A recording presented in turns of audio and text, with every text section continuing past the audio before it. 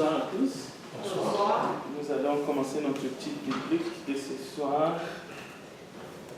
D'emblée, je vais d'abord dire que dans l'étude de ce soir, les personnages bibliques, parce que le cantique est venu me chercher, ne sont pas là parce que nous sommes à la recherche de modèles aujourd'hui. Parce que nous allons chanter, nous avons un divin modèle. Notre modèle parfait, c'est Christ. Mais quand même, notre démarche ce soir avec ces personnages bibliques que nous allons regarder sommairement, c'est plutôt d'aller voir quel est notre rôle. Un rôle un peu différent dans ce monde, surtout dans les circonstances présentes. Le monde vit un moment de tension vraiment, on peut dire, terrible. Nous connaissons tous que le rôle des chrétiens, naturellement, nous sommes là pour briller, mais nous savons aussi que nous sommes là pour influencer, donner les goûts, lumière, sel. Mais aujourd'hui, nous allons voir plutôt un rôle où nous pouvons influencer, mais pas dans le sens de briller ou donner les goûts, mais plutôt dans le sens de changer le cours des événements. Est-ce que c'est possible? On verra à travers les Écritures. Alors, trois personnages de la Bible que nous connaissons vraiment bien. Nous irons lire d'abord Ézéchiel chapitre 14. Cherchez dans la Bible Ézéchiel 14. Même si le texte est là, ça se fait que parfois il y a quelque chose, un petit qui change. On va les lire vraiment dans la parole de Dieu. Ézéchiel 14.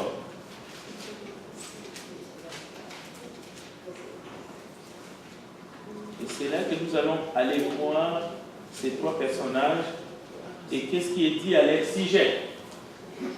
Mais dans leur époque. Il ne s'agit pas de les projeter dans le temps présent, mais dans leur temps. Le verset 12 nous dit: la parole de l'Éternel me fit adresser en ces mots: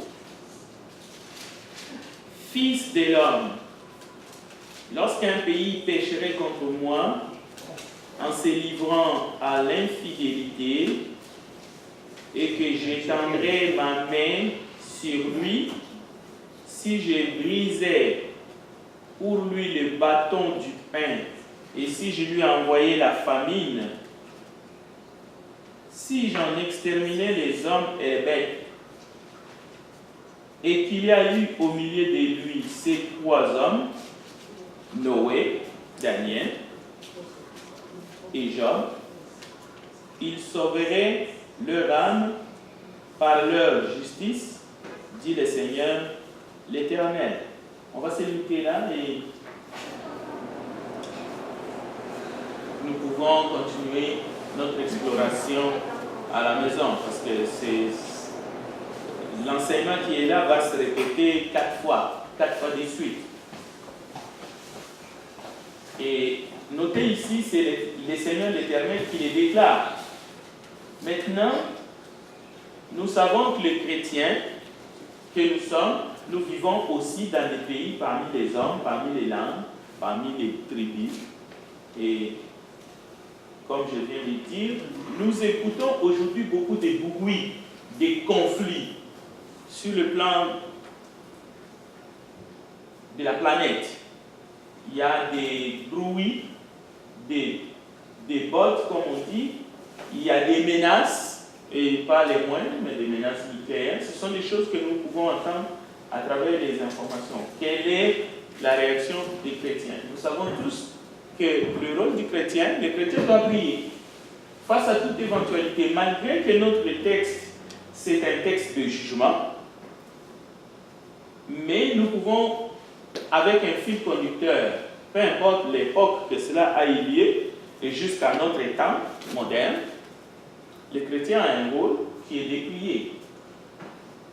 Mais est-ce que, en priant, sommes-nous certains que le prière des chrétiens peut faire fléchir la cour des choses ou peut faire que Dieu se répand de ce qu'il a décidé de faire. Vous verrez qu'aujourd'hui, de plus en plus, des hommes et des femmes sur la terre qui se disent croyants parlent avec un langage où tout est déjà arrêté.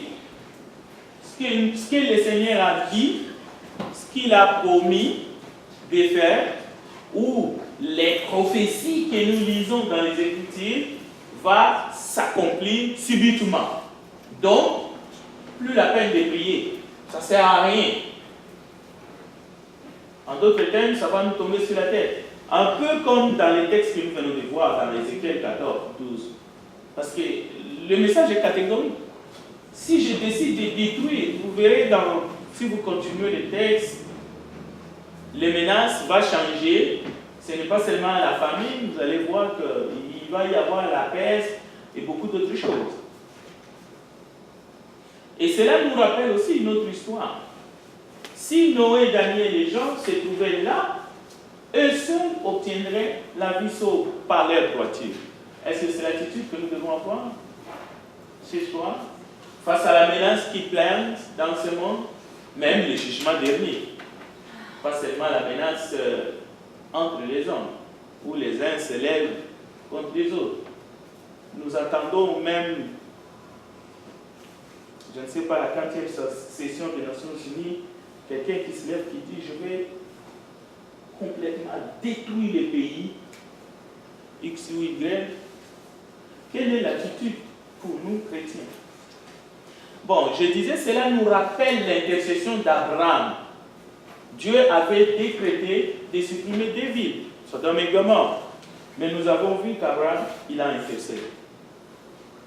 Il a intercédé et il était toujours question, s'il y a 20 justes, s'il y a 10 ou 5 détournés de la ville, on sait finalement que la ville a été quand même détruite. Mais nous parlons surtout quelle est la responsabilité, quelle est notre responsabilité, qu'est-ce que nous pouvons faire, mais en priant aussi, sommes-nous quelque part convaincus que la prière peut changer les cours d'événements de la manière que cela est arrêté. Nous avons ici dans ce texte de Ézéchiel 14 un tableau que nous voyons qui est très sombre et même angoissant. Parce qu'il ne s'agit pas d'une ou deux personnes, c'est le pays tout entier qui est corrompu. C'est le pays tout entier qui est tombé dans l'idolâtrie, l'infidélité, le péché. Depuis l'homme du peuple jusqu'au grand, jusqu'au prince dans la maison royale. Donc, les prophètes eux-mêmes se sont laissés corrompus avec le mensonge à la bouche. Ainsi de suite. C'est ça le message fort dans Ézéchiel chapitre 14. La loi divine a été bafouée, piétinée. C'est ça qui a fait que Dieu a fait cette déclaration. Mais la déclaration était sans remède. 4 fois Dieu va faire la même déclaration. Mais Dieu, en faisant cette déclaration, vous avez le texte dans le main, il met l'accent sur 4 personnes, disons 3 hommes, pas 4, mais 3. J'ai ajouté d'autres textes d'Abraham et Dieu, mais c'était en faveur de Lot et sa famille, et même de tous les justes qui étaient à Sodome et Gomorrhe. Donc, 3. C'est Dieu qui met l'accent sur 3 hommes. Noé, Daniel et Job. Il dit, s'ils sont dans la ville, s'ils sont dans le pays, et Dieu précise quel est le genre de vie, justement, que ces 3 hommes menaient. Et Dieu dit, au verset 4, il sauverait leur âme par la justice. Donc, ici, on doit faire comme un stop. Bon, il n'est pas question ici d'un enseignement d'être sauvé par les œuvres. Non, loin de là. Dieu ne veut pas montrer que, à travers leurs œuvres, les 3 hommes, ils vont obtenir le salut parce qu'ils étaient justes. Non, ou parce qu'ils ont fait du bien, loin de là. Mais Dieu veut démontrer simplement la responsabilité personnelle que chaque homme a en face des questions du salut. Parce qu'il est question du salut, sauvé. Il est question du salut. Donc c'est un enseignement passé que Dieu utilise pour toutes les générations. Donc Dieu montre la responsabilité de chaque personne, de chaque être vivant face à la question du salut et la qualité de son service. Un service qui est rendu d'abord à Dieu. Donc, ces hommes étaient fidèles, mais aussi c'était des intercesseurs. C'était des hommes qui ne passaient pas le temps seulement à prier pour eux-mêmes, ou ils ne passaient pas le temps seulement à s'améliorer dans leur propre vie spirituelle. Non, c'était des hommes qui passaient le temps à prier pour leur génération. Voilà maintenant ce que le Seigneur attend de nous. Quels que soient les tableaux sombres de ce monde, ce que le Seigneur attend des chrétiens, c'est que chacun soit aussi un homme de prière pour sa génération. Pour sa génération. Et c'est pour cela que nous lisons dans Jacques chapitre 5, verset 16 que la prière fervente, agissant du juste, a une grande efficacité. Cela signifie que ça peut changer la cour des choses. La cour. Cela veut dire, au lieu d'être comme certains, maintenant ils disent non. Au stade où le monde est arrivé, le monde est comme un fruit mûr. Tout va exploser n'importe quand. Et lorsqu'on attend vraiment des menaces, lorsqu'on voit vraiment que les armes nucléaires peuvent commencer à siffler, il y en a, tout en étant croyants, qui disent non, c'est fini, c'est la fin. Non, nous ne voyons pas cette attitude-là. Mais par contre, l'attitude des chrétiens, ce n'est pas le fatalisme, c'est de prier. Et en priant, il faut être sûr, sinon c'est des paroles en l'air, il faut être sûr que Dieu peut changer le cours des événements. Pourquoi d'abord? 1, 2. Ce n'est pas aux humains de mettre fin.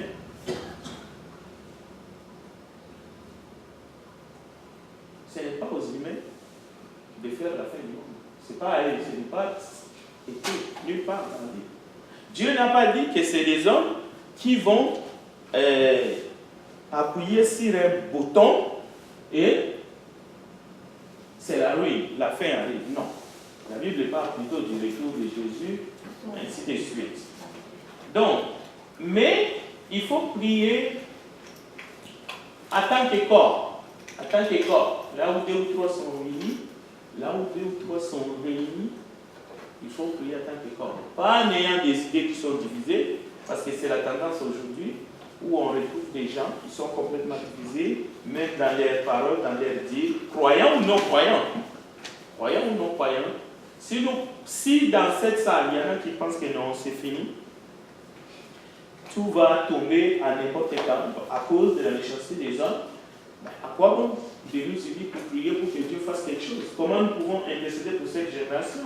Parce que nous intercédons pour cette génération, pour le salut des humains, mais en même temps, si les bombes commencent à siffler ici, on n'aura même pas l'occasion de prêcher l'évangile. C'est pour cela que c'est déjà terrible quand la paix est là et que nous pouvons nous promener, annoncer l'évangile et que nous ne le faisons pas, c'est encore.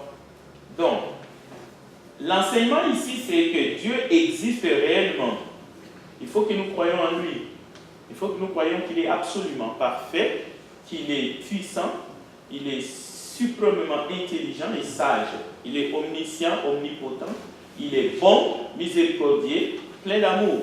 Et Dieu cherche des intercesseurs capables d'intercéder pour ceux qui sont pires, pour ceux qui sont prêts à appuyer sur la gâchette, pour ceux-là qui sont prêts à appuyer sur un bouton pour que les armes nucléaires partent et détruisent, par exemple, tout un pays où il y a des millions et des millions d'habitants. Mais il ne faut pas les constater. Il ne faut pas seulement s'asseoir et attendre que ça nous tombe sur la tête. Il ne faut pas tomber dans le déprime. Il faut vraiment que nous soyons debout, que nous puissions. Donc, tout n'est pas fini. Il y a de l'espoir.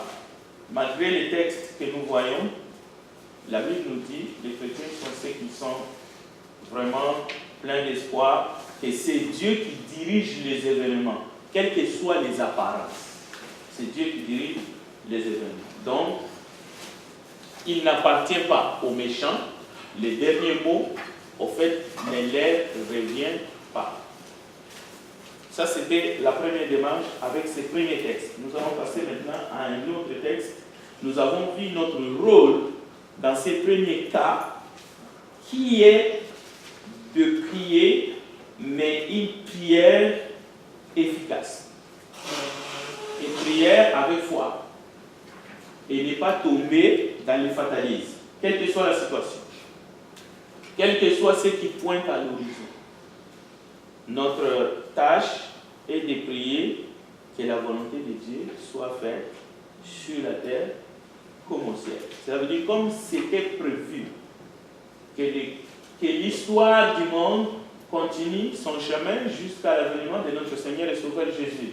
Mais on sait que le mal va aller toujours croissant. Ça, on le sait, parce que la Bible les dit. Mais la fin arrivera tel que Dieu l'a planifié dans sa bonne science. Le deuxième texte, parce que nous nous préparons déjà, nous sommes mercredi, dimanche, c'est l'Assemblée générale. Ces textes, et nous allons essayer de les regarder ensemble pour que nous puissions voir aussi si vous avez des questions par rapport à cela, qu'on puisse aborder, ou des questions par rapport à tout autre enseignement que nous avons eu dans le passé. Alors, cherchez maintenant 2 Jean. 2 Jean à partir du verset 9, parce qu'il n'y a qu'un seul chapitre. Je vais lire aussi le premier verset, parce qu'il y aura une question qui va toucher le premier verset. Deuxième épître de Jean.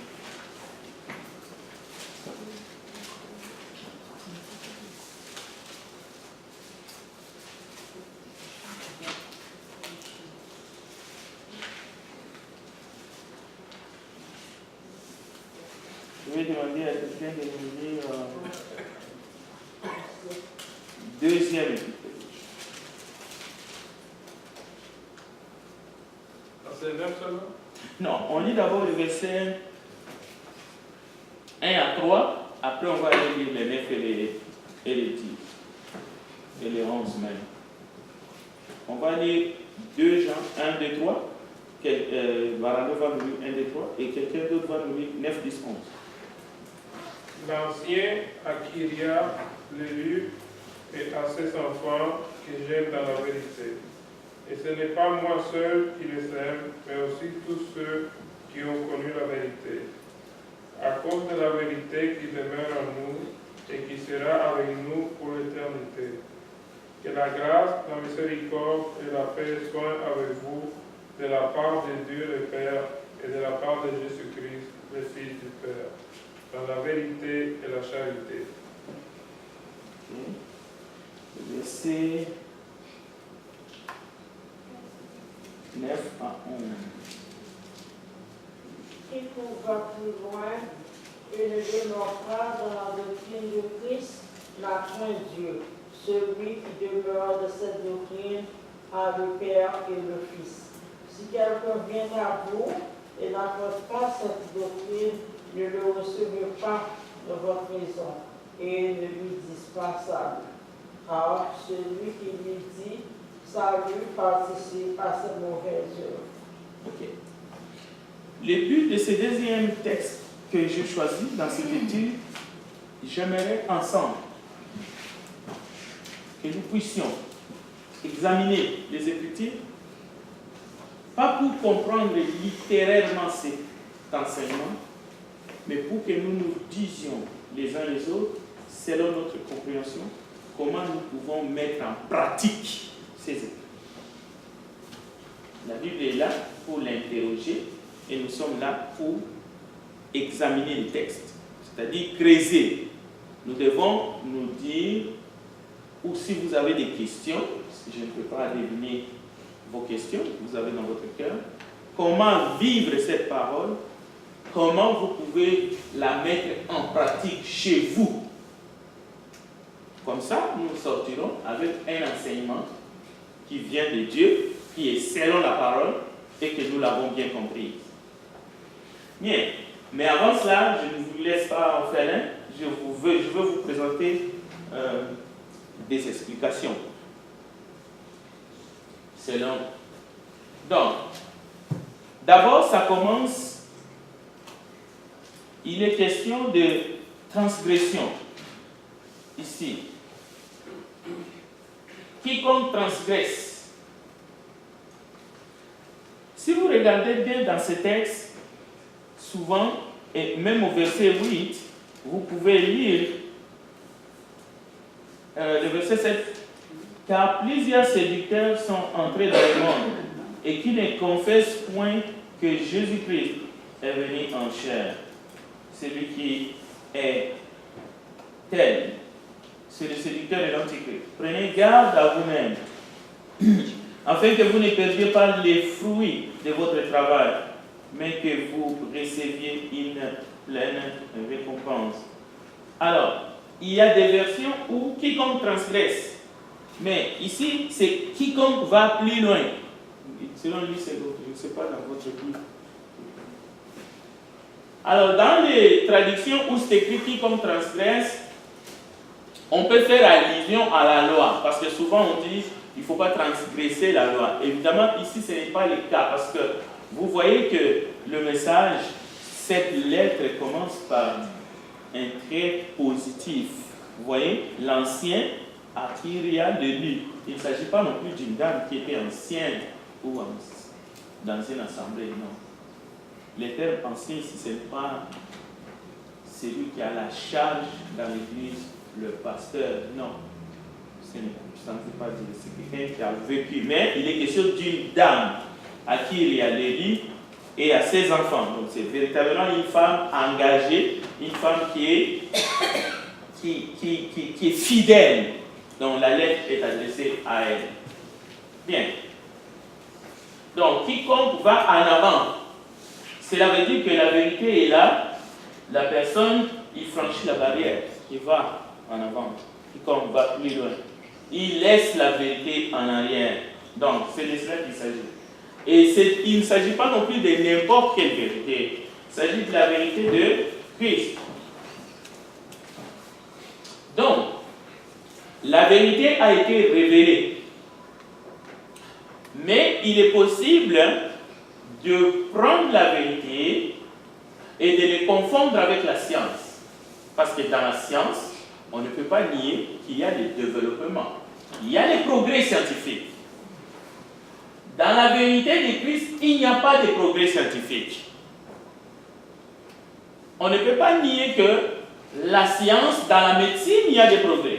Mais dans la vérité de Christ, il n'y a pas ces progrès-là. Donc, quels que soient les progrès scientifiques, quels que soient les exploits humains des hommes et tout, la vérité de Christ, la vérité de Dieu ne peut pas être au premier siècle. C'était une vérité, disons, aux dimensions A, et de nos jours, la vérité a progressé. Alors, c'est pour cela le message dit clairement que il faut être content de la vérité de Dieu. La vérité que Dieu a donnée en Christ.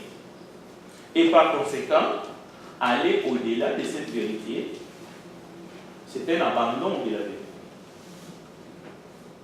Parce que l'imagination humaine, l'imagination de l'esprit humain, est très fertile. Les humains, c'est comme ça qu'on tombe dans l'apostasie. L'imagination est très fertile, abondante. Alors vous allez voir qu'il y a des vérités qui ont évolué. Et lorsque les vérités ont évolué, c'est tout simplement qu'on a abandonné la vérité de Christ. Peut-être que la vérité des hommes peut évoluer avec les temps, avec les mœurs, avec les cultures. Ça, c'est la vérité des hommes. D'ailleurs, la vérité des hommes, ce n'est pas la vérité. Nous parlons de la vérité des Christ. Voilà l'essence de quiconque va en avant et qui ne demeure dans la doctrine du Christ, qui est la vérité de Dieu. Donc, le texte dit qu'il n'a pas Dieu. Quiconque. Ici, il est question des individus. Il n'est pas question de l'Église d'abord.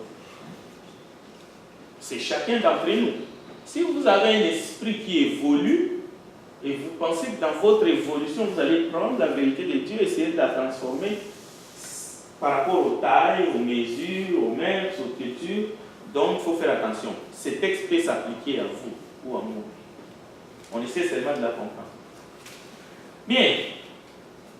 Quelles que soient les prétentions à une lumière ou à une vérité plus élevée, parce qu'il y a des gens qui disent « Oh, je suis inspiré, j'ai été illuminé, Dieu m'a montré, Dieu m'a dit », et ils viennent avec une vérité qu'on ne peut pas retrouver dans les Écritures, alors il faut faire attention. Donc, il ne faut pas aller avec cette personne ou avec quiconque. Donc, quelle que soit la confiance mise aux inspirations, aux idées propres à l'imagination humaine, il ne faut pas compter sur Dieu, que Dieu va bénir les fruits de l'imagination humaine au profit de sa vérité révélée que nous avons. Par contre, celui qui demeure dans la doctrine, qui demeure en Christ, c'est celui qui a le Père et le Fils. Donc, il a la révélation la plus profonde et la plus intime. Ça, c'est l'explication la plus simple, la plus juste, selon les paroles que nous avons. Maintenant, ça c'est juste le commencement. Continuons. Nous arrivons au verset 10. C'est là que ça va s'écourser. Si quelqu'un vient à vous et n'apporte pas cette doctrine, ne le recevez pas dans votre maison et ne le saluez pas, car celui qui le salue participe à ces mauvaises œuvres. Je sais que vous comprenez bien ce que ce passage veut dire. On n'a pas besoin d'expliquer, mais comment le mettre en pratique? Parce que nous sommes tous des humains, on a tous des sentiments, et nous sommes prêts aussi à dire parfois Dieu est trop sévère. Mais ce n'est pas le cas. Si vous avez cette attitude-là, donc vous pouvez déjà commencer à faire un effort pour comprendre ce que ce texte veut dire. Bien. Oui, c'est un devoir affligeant pour quiconque qui est chrétien, pour quiconque qui est fidèle, qui va essayer de mettre en pratique ce que nous attendons.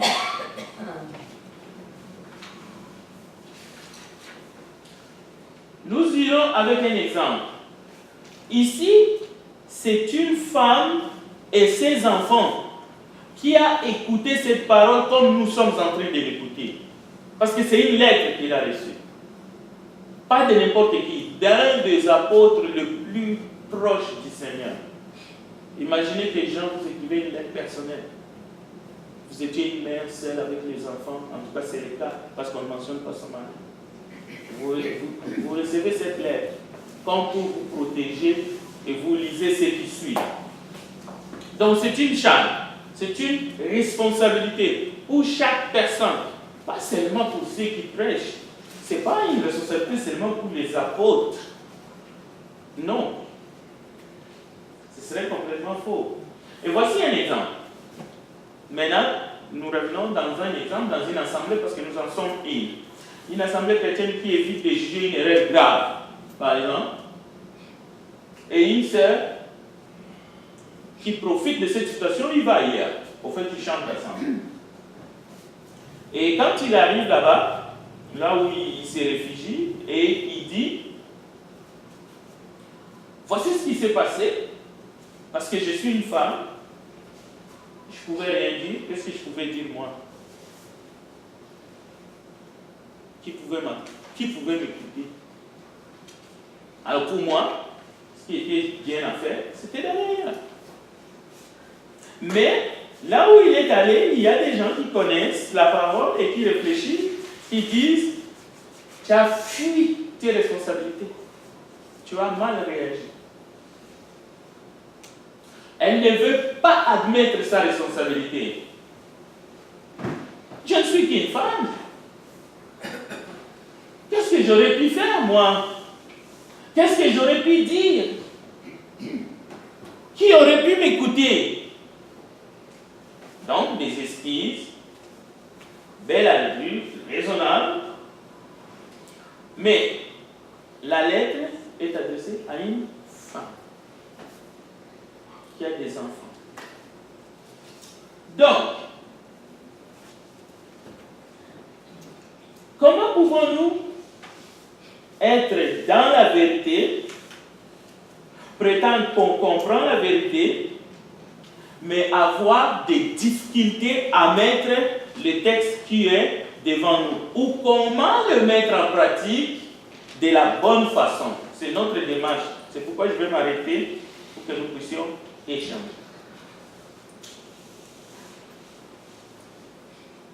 Pourquoi elle a dit entendre le mal, ne pas être jugé? Elle a vécu cela. Elle n'a rien fait.